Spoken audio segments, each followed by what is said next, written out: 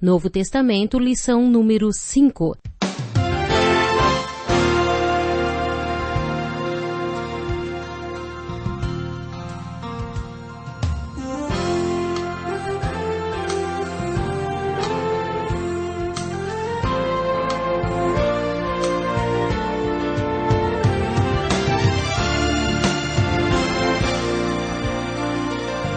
Talvez você tenha feito constantemente estas perguntas. Onde posso encontrar refúgio num mundo cheio de conflitos? Ou, como e onde posso encontrar força para vencer nesse mundo que oferece tantas derrotas? Acompanhe agora com o pastor Edson Bruno mais um programa Encontro com a Palavra.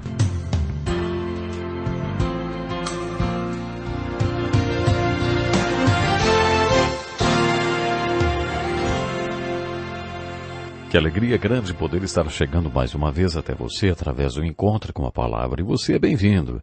Esse programa faz parte de um estudo panorâmico de toda a Bíblia.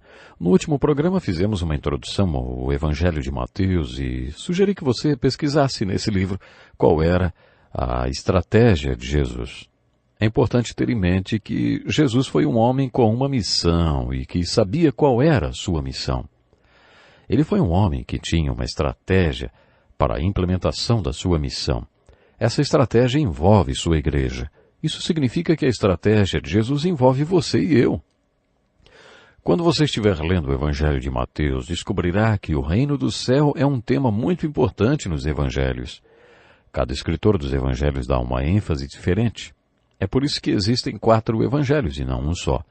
A ênfase do Evangelho de Mateus é o reino dos céus. Por que Mateus se refere tantas vezes ao reino dos céus? Primeiro, porque Jesus Cristo é um rei, e um rei com um reino. O Evangelho de João, por exemplo, enfatiza que Jesus era o único Filho de Deus, a única solução de Deus e o único Salvador de Deus. De acordo com João, se você quiser ser salvo, deve acreditar que Jesus é o Cristo, o Filho de Deus. João conta como obter a salvação. Essa não é a abordagem de Mateus. Pode ser que você ouça alguém dizer, decidi incluir Jesus nos planos da minha vida. Isso parece muito bonito, mas não é bem isso que aprendemos com Mateus. Mateus nos mostra que Jesus é um rei com um reino. Por isso, a questão não é deixar que Jesus faça parte dos seus planos, nem deixar que Deus seja o seu sócio. A verdade é, Jesus quer que você faça parte dos planos dele. O Evangelho de Mateus apresenta a crise que envolvia tornar-se cristão. Jesus está fazendo um retiro no topo da montanha, reunido com seus discípulos que estão recebendo seus ensinamentos a fim de serem parte da solução para todos os problemas da multidão. A multidão está no sopé da montanha e é parte do problema. Mateus apresenta a crise de quem se torna um cristão da seguinte forma. Você é parte do problema ou parte da solução, hein? De acordo com Mateus, tornar-se cristão não significa apenas conseguir solução para os seus problemas, mas também ser parte da solução de Jesus para todos os problemas encontrados na multidão que está na montanha. A expressão o reino dos céus nos leva de volta ao Velho Testamento. No Velho Testamento, Deus quis ser o rei do povo judeu.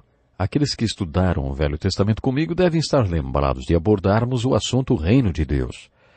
Quando Samuel era profeta e juiz do povo de Deus, o povo foi até ele e disse, não queremos mais as coisas desse jeito. Deus queria ser o rei deles e queria que eles fossem o seu reino.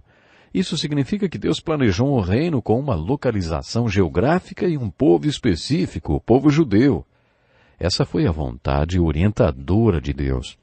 Mas os filhos de Israel não quiseram esse reino.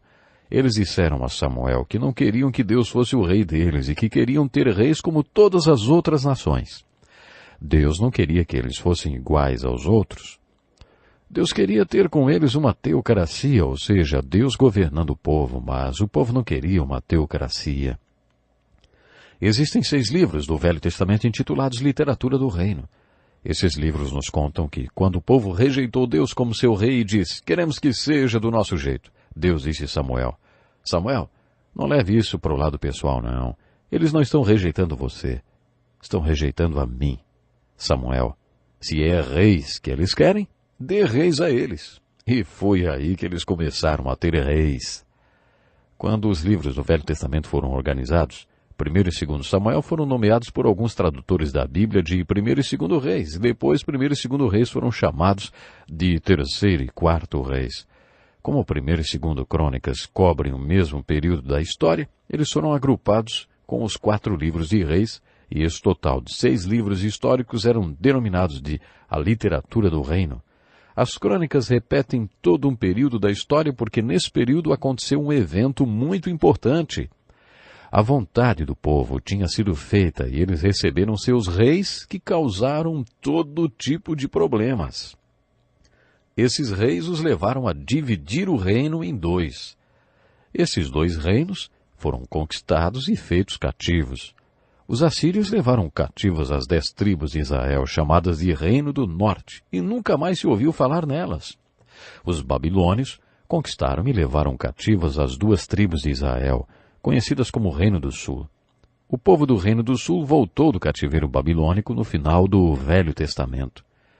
Depois disso, há um período de silêncio de 400 anos após o que o povo foi conquistado pelo Império Romano. Então o silêncio é quebrado. João Batista e Jesus surgem, pregando as boas novas do reino de Deus, ou, conforme Mateus, o reino dos céus. As boas novas são simples. Deus quer ser o seu rei novamente. Quando você ouve Jesus pregar e ensinar sobre esse reino, ele diz que agora esse reino não terá uma localização geográfica, nem política, nem será de uma só nação. O reino está dentro de cada um e a questão agora é: você quer entregar seu coração a Deus? Você vai deixar Deus ser o seu rei? Você vai se sujeitar a Ele? É isso que João Batista e Jesus querem dizer quando pregam sobre o reino de Deus. Dessa vez o reino de Deus não será essa ou aquela nação. O reino de Deus é esse homem ou aquela mulher, esse jovem ou qualquer um que queira viver sujeito a Deus e reconhecer Deus como seu rei. Qualquer um que tenha visto o reino de Deus e entrado nele, essa é a verdade. Jesus disse a Nicodemos que se alguém não nascer de novo, não pode ver o reino de Deus. E se não nascer de novo, também não entrará nesse reino. Quando Jesus, no capítulo 13, João disse isso a Nicodemos, ele não estava se referindo ao céu depois da morte. O reino de Deus é um conceito bíblico, e esse conceito começa no Velho Testamento. A questão central é essa. Deus é rei, e um rei sempre tem um reino sobre o qual reina. O desafio é que Deus seja seu rei e que você seja parte do reino. Quando você se sujeita a Deus, quando você vê que Deus quer ser o seu rei, e isso acontece, você vê o reino de Deus e passa a fazer parte dele. Mateus chama esse mesmo conceito de reino dos céus. O reino de Deus para Mateus é o reino dos céus. Deus existe nos céus. O céu é a dimensão onde Deus está e onde reina. Deus manifesta plenamente sua vontade na dimensão do céu e deseja que seja assim também na dimensão da vida terrena. Por isso Deus procura pessoas que venham até Ele e se sujeitem a Ele e se tornem vasos terrenos nos quais e através dos quais sua vontade possa ser manifestada na terra, assim como é manifestada no céu. Jesus nos ensina a orar assim: Pai nosso que estás nos céus, santificado seja o teu nome. O nome de Deus expressa a essência do que Deus é. Quando você ora, Senhor Deus, não importa que as pessoas saibam ou não o meu nome, mas elas têm de conhecer o seu nome através do modo como vivo e da maneira como eu mostro para eles a essência do que o Senhor é.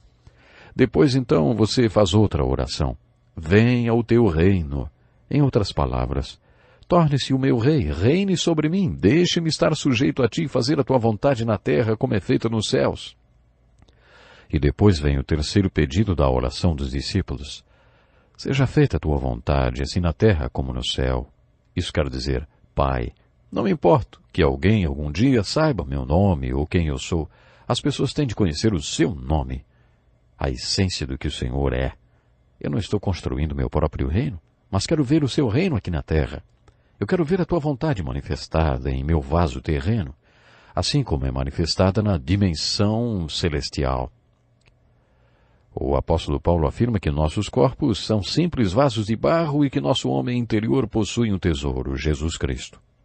Esse tesouro vive num simples vaso terreno. Frequentemente Deus faz pressão sobre esse vaso de barro terreno para que todo mundo, quando o vaso reagir à pressão, tome consciência da realidade desse tesouro que habita neste simples vaso de barro. Há algo sobre esse vaso de barro, há alguém neste simples vaso de barro que está fazendo com que essa pessoa tenha valores e faça coisas que antes não fazia.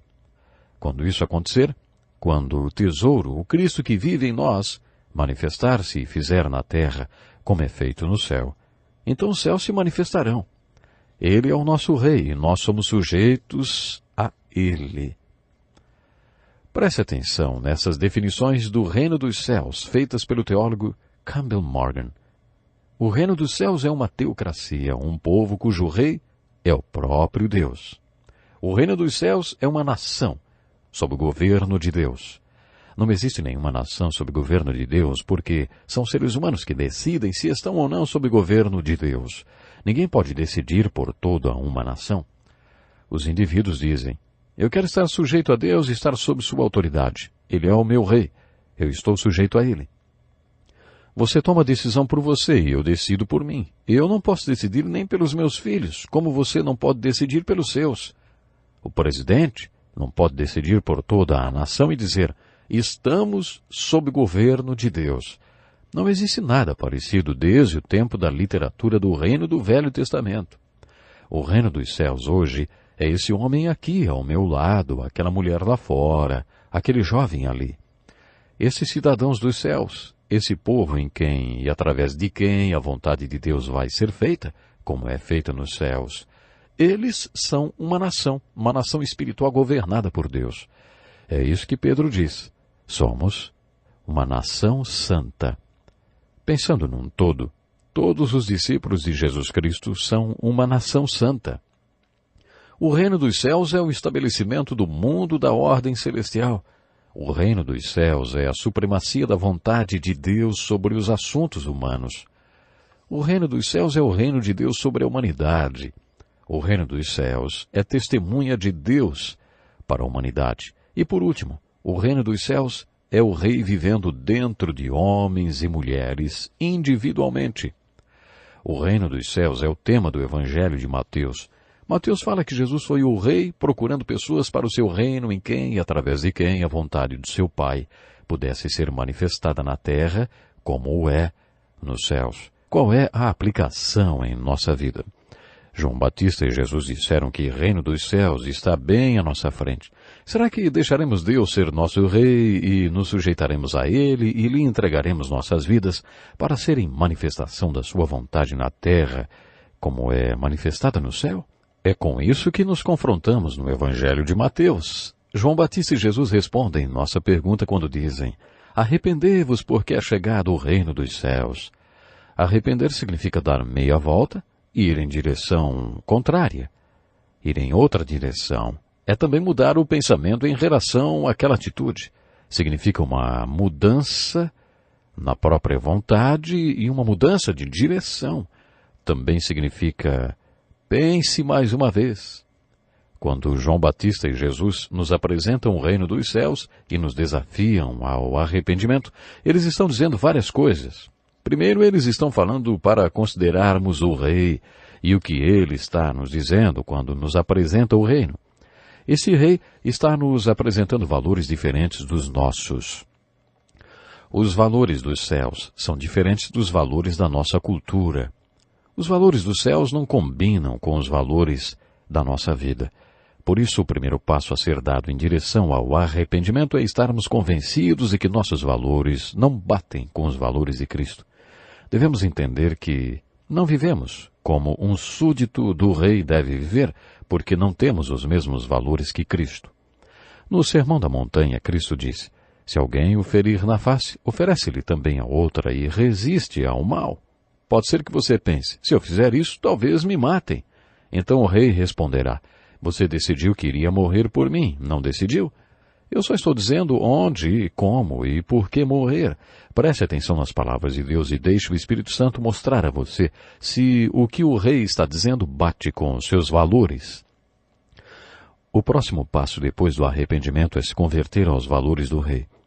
Arrepender-se também implica em converter-se Quando você entende a igreja na sua essência, percebe que ser parte da igreja de Jesus Cristo significa ser parte do reino dos céus, porque a igreja é a expressão visível do que Deus é na terra e da sua vontade na dimensão do céu.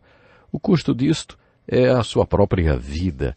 Quando você entende o reino dos céus, torna-se convicto dos valores deste reino e pode até morrer por eles. A exortação e aplicação prática da palavra arrepender é: considere o reino, seja convencido pelos ensinamentos de Jesus encontrados no livro de Mateus e por todos os valores do reino dos céus. Converta-se aos valores e ensinamentos de Jesus Cristo. O pregador Sam Schmaker fez uma descrição muito significativa da igreja. Ele diz: a igreja é um grupo de pessoas diante de 3 obstáculos a serem vencidos. O primeiro é a conversão aos princípios do reino. O segundo é estar unida. O reino não é feito de solistas. Todos que aceitam Jesus Cristo como o Rei são cidadãos de uma nação celestial. Somos todos parte de um corpo. Quando um membro está machucado, todo o corpo sofre. Por isso o desafio é se converter e se unir. O terceiro obstáculo é ir. Quando você entende o que o reino dos céus é, você continua a caminhada e percebe que a igreja é uma organização missionária impulsionada por um grande ide. Ouvimos a voz do nosso Rei dizendo: vão e façam discípulos, ensinando-os a obedecer a tudo que eu lhes ordenei, e eu estarei sempre com vocês. Assim concluímos a introdução ao Evangelho de Mateus. Agora estamos prontos para analisar o conteúdo desse Evangelho. O livro de Mateus começa com a genealogia de Jesus Cristo. Era assim que se apresentava um rei aos judeus, mostrando sua genealogia. Por isso Mateus começa o livro com a genealogia de Jesus. Observe que essa genealogia não começa com Adão, mas com Abraão. Mateus quis mostrar que Jesus era descendente de Abraão. No Evangelho de Lucas, a genealogia de Jesus vem desde Adão, porque Lucas tinha um objetivo diferente de Mateus. Ele escreveu o Evangelho para provar a humanidade de Jesus, e por isso mostra que Jesus foi descendente de Adão e que ele próprio se identificava com toda a humanidade. Quando lermos a genealogia de Jesus, observaremos alguns dados importantes, interessantes, principalmente se você estudou o Velho Testamento comigo. Encontraremos Ruth e Boaz na genealogia apresentada por Mateus, assim como a mãe de Boaz, Raabe, que foi uma prostituta. Será que tem alguma prostituta na sua genealogia? Na de Jesus tem. Interessante, não é? Logo depois da genealogia de Jesus, Mateus registra o nascimento de Jesus. Como disse na introdução, o nascimento de Jesus Cristo não é a ênfase dos autores dos evangelhos. Nós cristãos enfatizamos muito o Natal, mas eles enfatizaram a Páscoa. Marcos e João não dão qualquer informação sobre o nascimento de Jesus. Mateus fala um pouco sobre esse acontecimento, mencionando o nascimento virginal. É impressionante como alguns professores de biologia simpáticos ao cristianismo não acreditam no nascimento a partir de uma mulher virgem. Mas os autores dos evangelhos enfatizam um outro grande milagre além do nascimento de Jesus a partir de uma mulher virgem, que é a encarnação. O grande milagre apresentado pelos autores dos evangelhos é encarnação, Deus tornando-se homem. Você acredita mesmo que Deus se tornou homem? Você acredita que Deus se tornou um homem para que pudesse nos salvar e se comunicar conosco? Se você acredita nisso, por que não acreditar que esse processo aconteceu de maneira sobrenatural? José, o marido de Maria, que era um homem muito temente a Deus, pensou em divorciar-se dela, ou seja, quebrar o compromisso de casamento. Mateus conta que, enquanto José pensava sobre isso, recebeu uma revelação de Deus.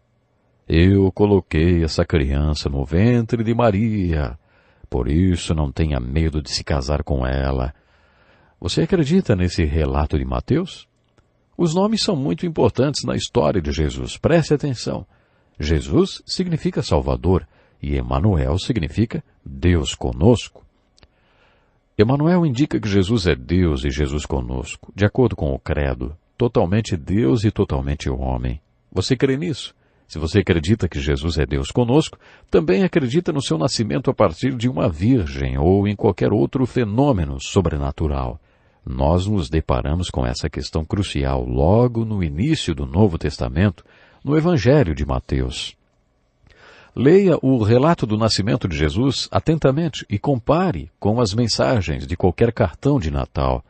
Você já viu alguma cena de Natal que mostre anjos como criaturas femininas cantando, com cabelos loiros e longos? De acordo com a Bíblia, os anjos não têm sexos. Eles não são nem masculinos e nem femininos e também não têm cabelos loiros. A Bíblia diz que uma grande multidão de exército celestial apareceu com o anjo louvando a Deus e dizendo: glória a Deus nas alturas e paz na terra aos homens aos quais ele concede o seu favor. Os cartões também mostram os magos dando presente a um bebê na manjedoura. De acordo com a Bíblia, os magos visitaram um menino com sua mãe na casa dela, não um bebê na manjedoura.